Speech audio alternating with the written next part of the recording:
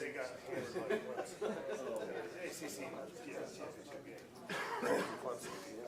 Good, how are you guys? Real Sally. Good. You go there? No, my wife went.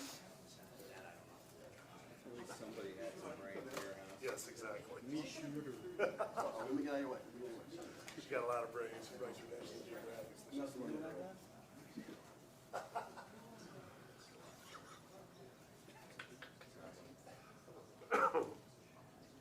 You're silly.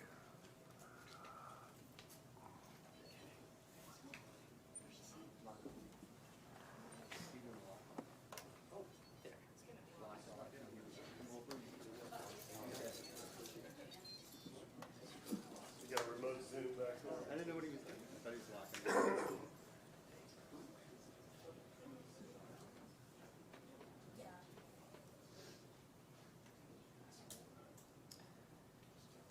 See how long this guy is.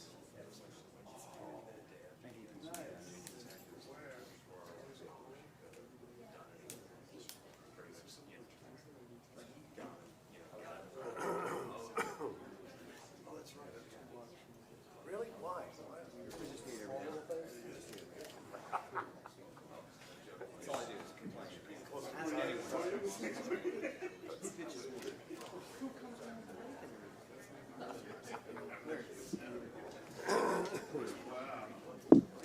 He came in.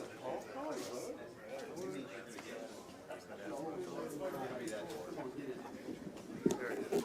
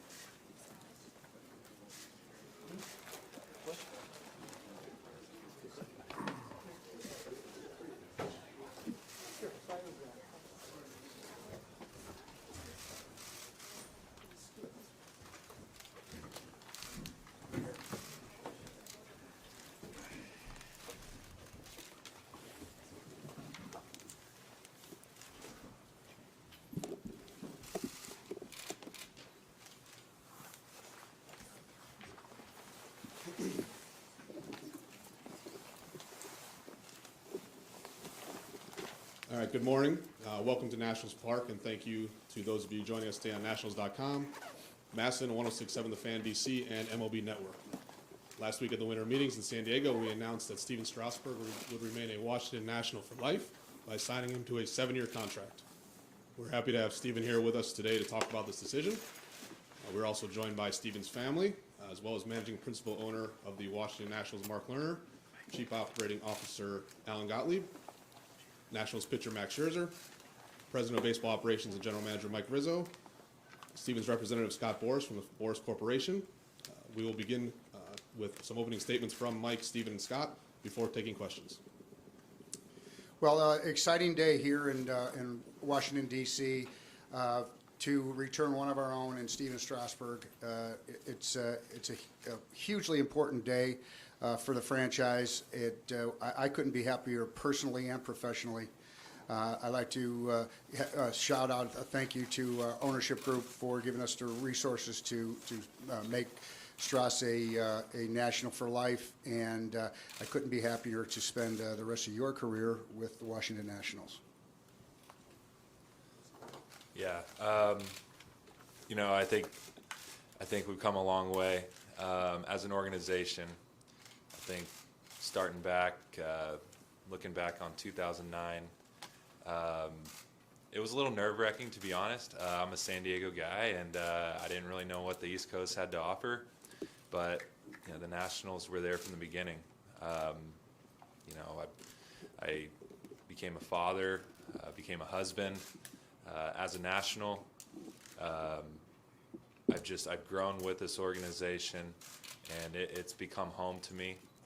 And you know, I just want to thank the Learners for giving me this opportunity to continue my career here. They've built one of the best organizations throughout the league, and their commitment to winning is one of the big reasons why I wanted to stay on board. Last year was the highlight of my career, going out there and starting the way we did and finishing the way we did. That's something that I'll remember for the rest of my life. You know, with that said, I'm excited to get back and doing it again and getting that journey started in February. Thank you. It's really, really rare in baseball that someone can go and establish a legacy of his choice. And I think the Lerner family, Mark, Ted, the organization, Mike, Alan, everyone involved, I think, allow for something to evolve that makes a family, as a player, part of a family. And I think that's been achieved in Washington. They've demonstrated a caring for a player that often involved difficult decisions. And we're also pleased that in making the right decisions, that all turned out so well and rewarded the franchise with the championship. I can't think of many players that can be the #1 draft pick, have a beautiful wife, lovely children, win a world championship, and get to carry out his career as his goal of his mentor in Tony Gwynn, to be a legacy player for a franchise. And that tells you how great Steven Strasburg is. All right, we'll open the floor to questions. We have Chris and Alec on the sides. Please wait for the microphone. Who would like to go first? Mel in the back. Stephen, you mentioned that you were from San Diego and now Washington is home. Earlier in your career, was there ever a thought that you probably would think about going back to San Diego? I mean, could that have entered your mind early? I mean, to be honest, throughout my career, I'm so fortunate to, you know, have the backing of the team, the ownership, and they've made it very clear that they want me to be a part of this organization moving forward. And throughout the course of my career, there's been ups and downs, but they've supported me throughout it all. And you know, I think that's hard to come by in this game. And it's just creating an environment that I feel like I can thrive in and achieve what I wanted to do on the field and off the field as well. Mark? Hey, Stephen. Only a handful of players in this game get the opportunity to spend a whole career in one place. By the end of this contract, it'll be 17 years with one organization. Scott mentioned Tony Gwynn. He's one of the few who's done that. Growing up, was that something that meant something to you and mattered to you? And do you sense how rare that is and how much that matters to a lot of people, that there aren't very many who are able to do that for a whole career like that?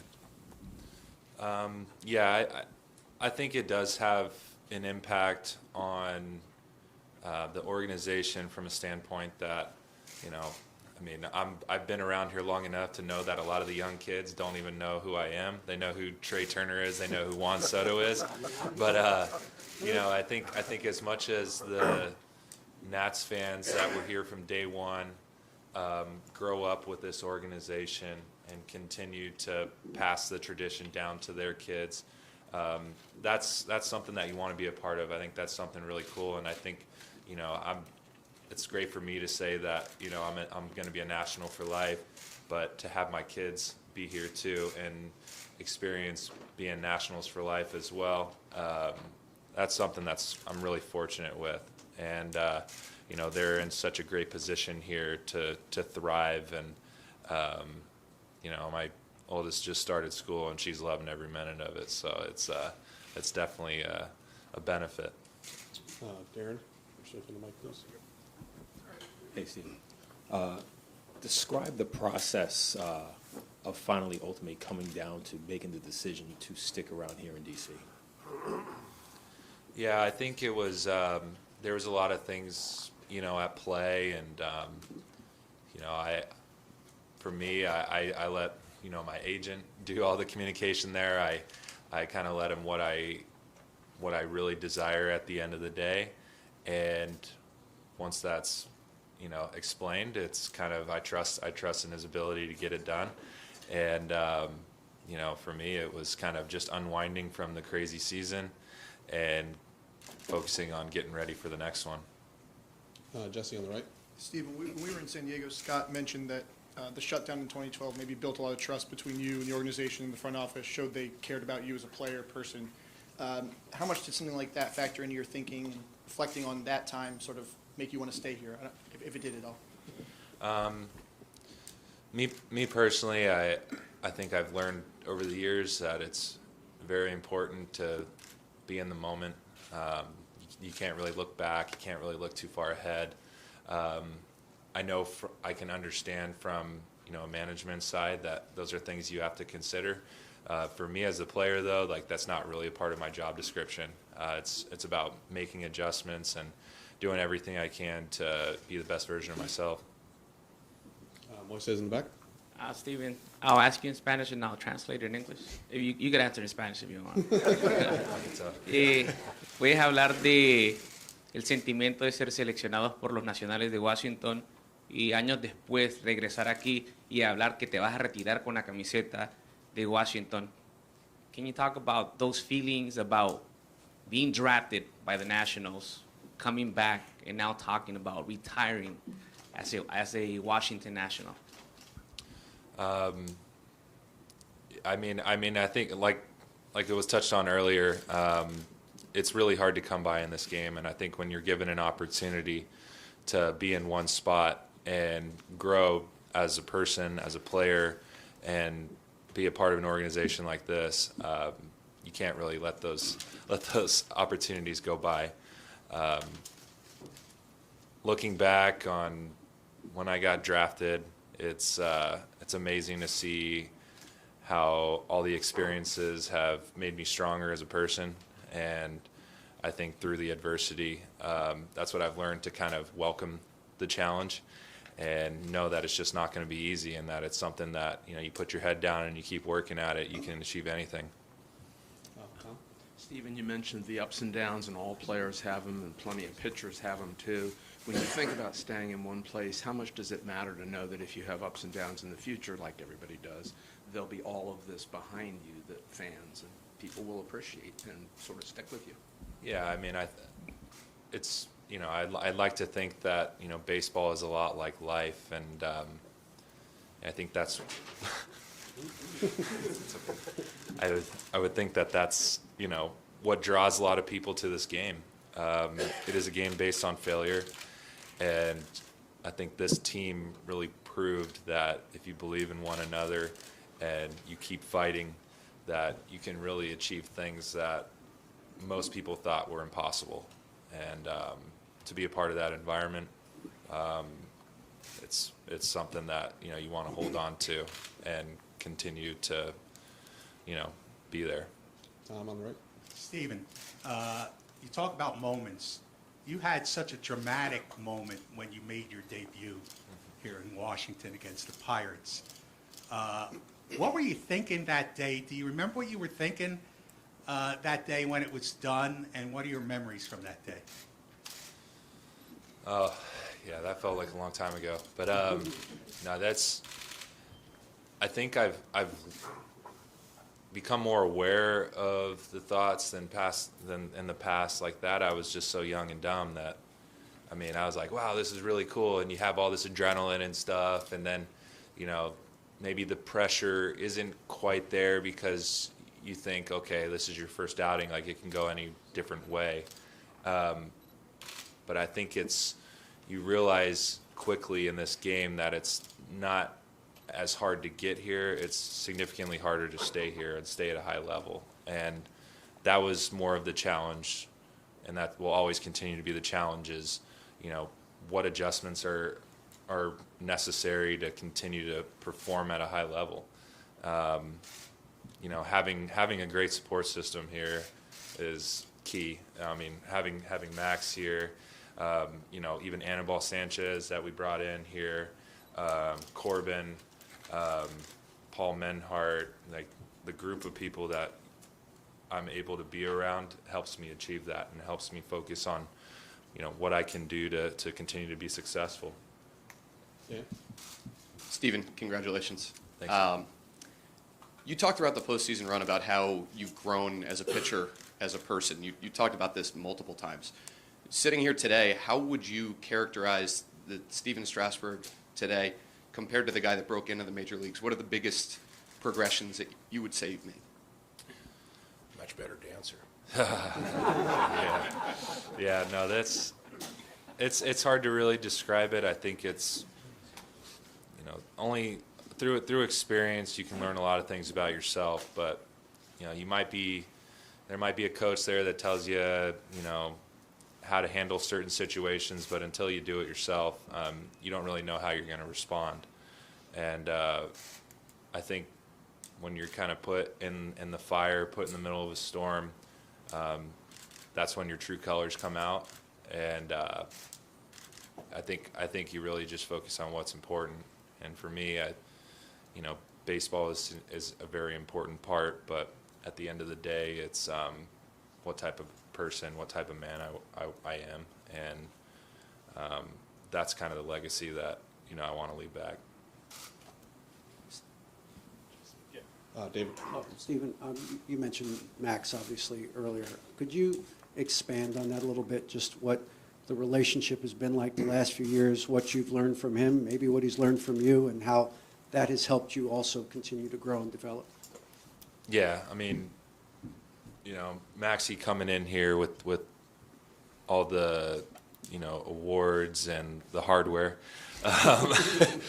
you know, it was a little eye-opening for me, for sure. I think he could say this too. I think our personalities are very different. I'm very quiet, but I mean, he goes out there and he's fearless. And, you know, I think there's certain times that I have a tendency to maybe, like, you know, not shy away from things or shy away from, you know, certain hitters, but it's like that aggressiveness that I watched over those years is that was something that, like, hey, I don't really care what happens, but it's like, as long as I'm aggressive, that's something that is important to me. So, Jesse? For Mike, you looked bored over there. Get you involved. You draft Stephen, then you sit here for his extension. Now you sit here today for this news of this new contract. What's it been like for you to watch that journey, and maybe what kind of changes, development, growth have you seen in him over that time? Well, you know, when we scouted him as a starting pitcher in San Diego State, you know, we realized that this was a special talent. Had a lot of gifts. His repertoire was great. He had the size, delivery, and stuff to be a, you know, elite major league starter. But what we found, you know, over the years is that you know, he's a better teammate and a better man than he is a pitcher, and he's a pretty damn good pitcher. So you know, I admire the way he gets after it. You know, we all talk about the past and what happened back then. But we realized growing up together in this organization that it takes a village, and you know, this isn't the NBA where you give the ball to Michael Jordan and say, win us a title. This thing it takes a village, and it took Strauss, it took Max, it took a bunch of guys to come together. When everybody was shoveling dirt on it this year, it proved that if you believe in yourself, you could do special things, and I think he epitomizes that. Boss?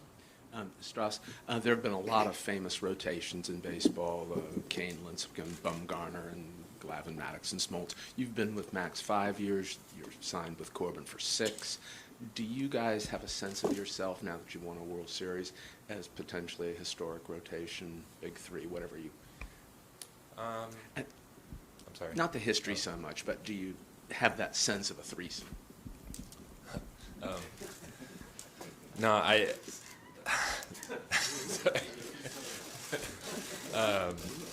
no, I think we're all three of us. The things that we really enjoy about this game is the day in and day out grind, trying to perfect something that's almost impossible to perfect. The craft of that comes with pitching. I think that's something that we all try and, tap into all of the ability that we have and use it. And, for me, it's the simplest form. It's not, where you stack up in history or, what your legacy is going to be, what, they're going to say in the record books. It's really a matter of, when everything is over, what will I wish I had done? And, that's something that's always fueled the fire for me. The simplest things in the game of just going out there and throwing a certain pitch exactly where you want it. That's what kind of makes me tick. On the bat, Matt. Stephen, Scott mentioned your former mentor, Tony Gwynn. What kind of impact did he leave on you that stays with you today?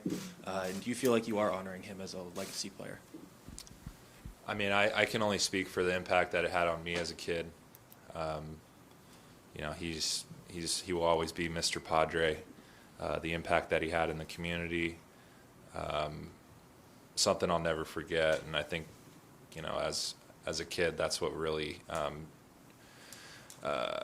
drew me to him as being my favorite player, was that he was always there in right field for 20 years. So, Mel? Stephen, during this free agent process, was there ever a time you went to bed at night thinking that you'd be in a different organization? Yeah, I think it's pretty common. Again, it was more playing the what if, and I really just tried to focus on, hey, season's over and I got to get ready for next season. That was kind of my solace through this process. Luckily, it didn't last as long as other people, so I was able to kind of put it behind me and now fully prepare for spring training down there in West Palm Beach. Byron? Stephen, how intense were your negotiations with Anthony Rendon, and has Mike called on you to work with other free agents here in the next few weeks?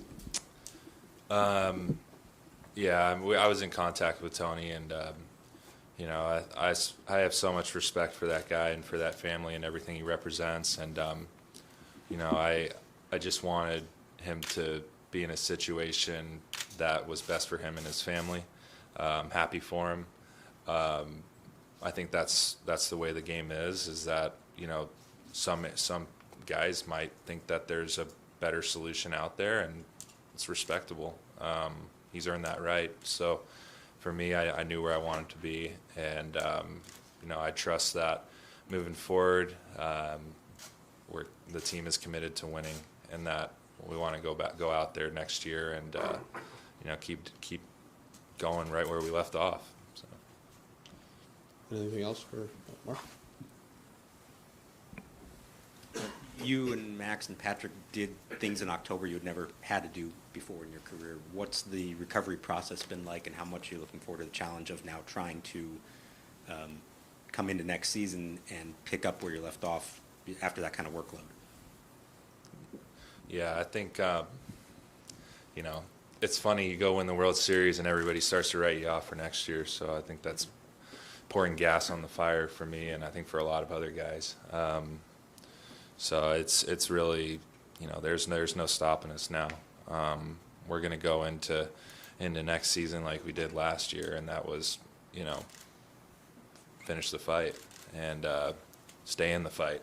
All those things that we kind of held on to during the season. those are things that we can't control, and those are things that we expect out of ourselves and the guy next to us. Scott, this is actually for you. With Garrett Cole, Rendon, now Strasburg, what have the last 2 weeks been like for you? As to Stephen, it's the kind of thing where you really want to accomplish a goal. And the goal is, and it takes a lot of information to really, for a family to sit down and say, after they receive it, they really understand the clarity of what that path is. And in this instance, Mike kept in contact with me throughout, and I had the privilege, obviously, to talk with Ted and Mark about Stras's situation. So we always had the dynamic in the as far as the organizational goals, and it was very clear that Stephen was a priority, and I think for Rachel and Stephen to know that those things are important for players to know, and it allowed us to, I think, a very efficient process and an early process, because once that was known, that the meeting of the minds could come together. And so it was there's something that I think is really important, because free agency it's a cleansing process. You kind of forget a lot of things, and then you begin to re-understand things, and then you define what's important, because you just have a lot of information coming to you in a short period of time. This poor guy was locked away in a hotel room for 6 hours a day, like 6-7 times. So it was, I had to get that done, because he was not very happy, but he wanted to go work out. So it was but it was a long-standing process and a thorough one, and I think that it really allowed, Rachel and Stephen to make a very clear decision. Anything else for you gentlemen? All right, thanks, guys. Thank you.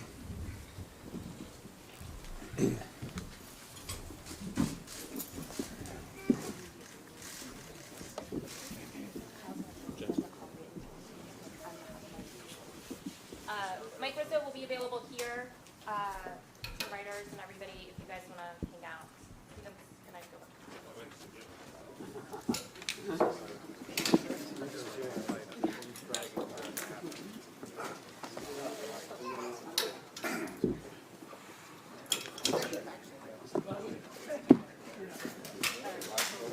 We're going to run. Thank you.